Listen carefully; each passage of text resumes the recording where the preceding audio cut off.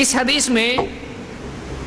دو بیویوں کے سلسلے میں ایک وعید آپ صلی اللہ علیہ وسلم نے ذکر کی ہے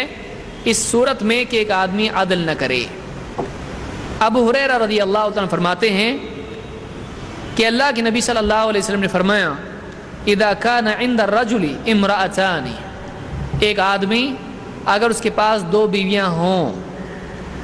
فلم يعدل بینہما، اگر وہ دونوں کے بیچ میں عدل نہیں کرتا ہے، اگر دونوں کے درمیان عدل نہیں کرتا ہے، وقت کے اعتبار سے، کھلانے پلانے کے اعتبار سے، اور لباس کے اعتبار سے، اور ان کی ذمہ داریوں کے اعتبار سے اگر دونوں کو دونوں کا حق نہیں دیتا ہے تو کیا ہوگا؟ جاء یوم القیامت وشقہ ساقط، قیامت کے دن وہ اس حال میں آئے گا کہ اس کے دھڑ کا، اس کے جسم کا ایک حصہ گرا ہوا ہوگا، یعنی جیسے پیرالسس میں ہوتا ہے، جیسے جسم میں سے ہوا نکل جاتی ہے اس کو پیرالسس ہوتا ہے، ایک حصہ اس کا ساقط ہوگا، اس کا آدھا دھڑ بے جان جیسا ہوگا، کیونکہ اس نے اپنے آدھے کا خیال رکھا، آدھے کا نہیں رکھا، ایک بیوی کا خیال رکھا اور دوسری بیوی کا خیال نہیں رکھا، تو گویا کہ اس کا آدھا دھڑ قیامت کے دن ساقط ہوگا۔ تو وہ شقہ ساقط، اس کا جسم لکوا جس کو کہتے ہیں بہت سارے لوگ، اس کے جسم کو لکوا مارے گیا، اس طرح کا لفظ استعمال کرتے ہیں، اس کو پیرالسس کہتے ہیں، تو اس کو اس طرح سے بیماری ہو جائے گی، یعنی اس طرح کی حالت اس کے جسم کی ہوگی۔ اس کو امام الترمذی اور حاکم نے روایت کیا ہے اور یہ حدیث صحیح ہے۔ تو ایک پہلو جسم کا ساقط ہونا یہ اس کے لیے قیامت کے دن سزا ہوگی۔ معلوم ہوا کہ دو نکاح کرنا یہ اسلام میں منع نہیں ہے، لیکن دو نکاح کرنے کے بعد میں ایک آدمی دونوں کے بیچ میں اگر عدل نہیں کرتا ہے تو قیامت کے دن اللہ کے ہاں اس کو سزا ملے گی،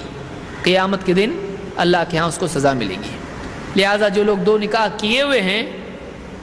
وہ لوگ اس بات کو یاد رکھیں کہ ان کو چاہیے کہ بیویوں کے درمیان عدل کریں اور ان کو راضی کریں، ان کو راضی کریں۔ اگر ایک بیوی اپنا حق معاف کر دیتی ہے تو شوہر کے لیے یہ سزا نہیں ہے۔ مثلا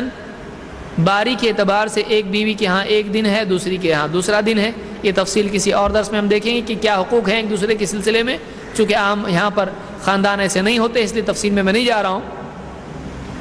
اگر ایک بیوی کہے کہ ٹھیک ہے آپ،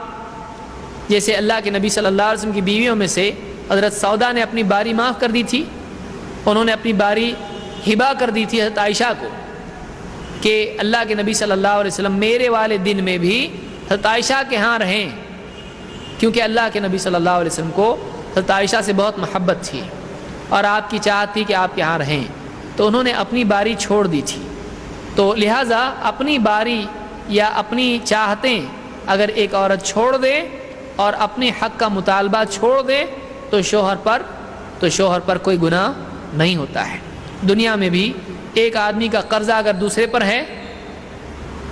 اگر وہ اس کو معاف کر دے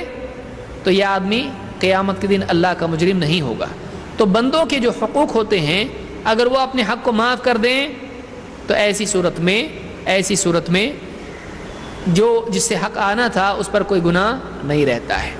تو اس حدیث میں کئی باتیں معلوم ہوئی، ایک تو یہ کہ دوسرا نکاح خود جرم نہیں ہے، لیکن دوسرا یہ کہ دوسرے نکاح کرنے کی فکر کرنے والوں کو